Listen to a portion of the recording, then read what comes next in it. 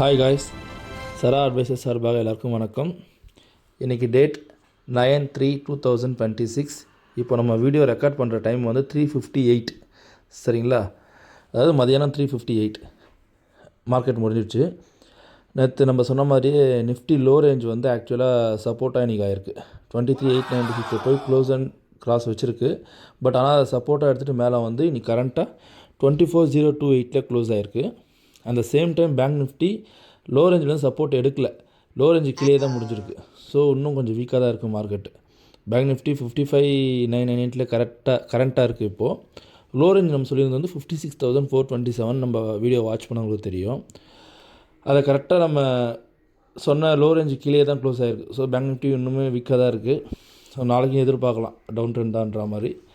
ரெண்டாவது நம்ம HFCL share பார்க்கலான்னு சொல்லியிருந்தோம். ஆக்சுவலாக இன்றைக்கி அந்த ஷேர் கொஞ்சம் கான்சன்ட்ரேஷன் பண்ணியிருக்கலாம்.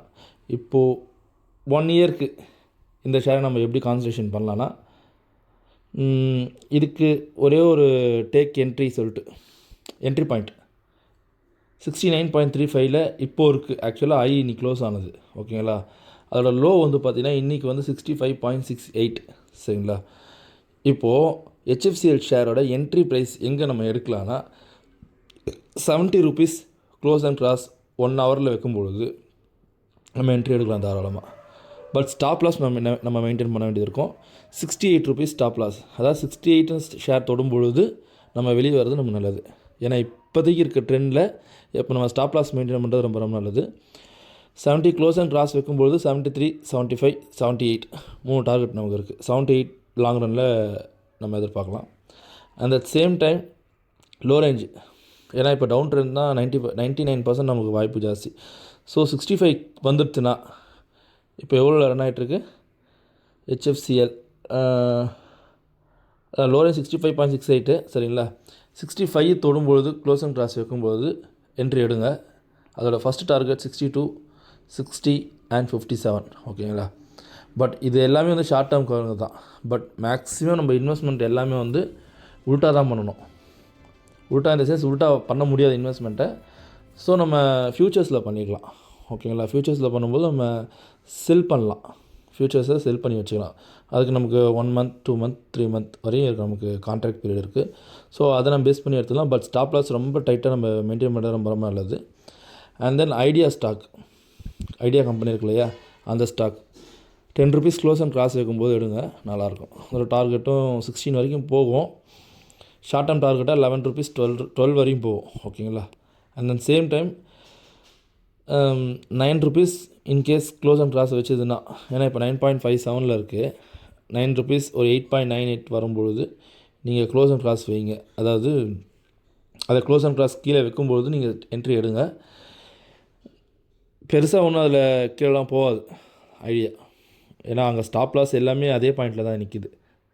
ஸோ கீழே போகிறதுக்கு உண்டான வாய்ப்பு கிடையாது ஐடியா கம்பெனியை பொறுத்த வரையும். நல்ல ஃப்யூச்சர் இருக்குது அதுக்கு. ஸோ 16 rupees வரைக்கும் ஐடியா ஸ்டாக்கை நம்ம டார்கெட் பண்ணலாம் ஓகேங்களா.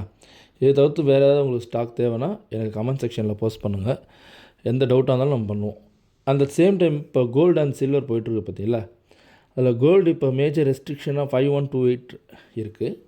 சப்போர்ட் வந்து 5013. இதுக்குள்ளேயே தான் ரேஞ்ச் பவுண்ட் மார்க்கெட் மாதிரி. அது ஆக்சுவலாக என்ன சொல்லுவாங்கன்னா ரேஞ்ச் பவுண்டுன்னு சொல்லுவாங்க.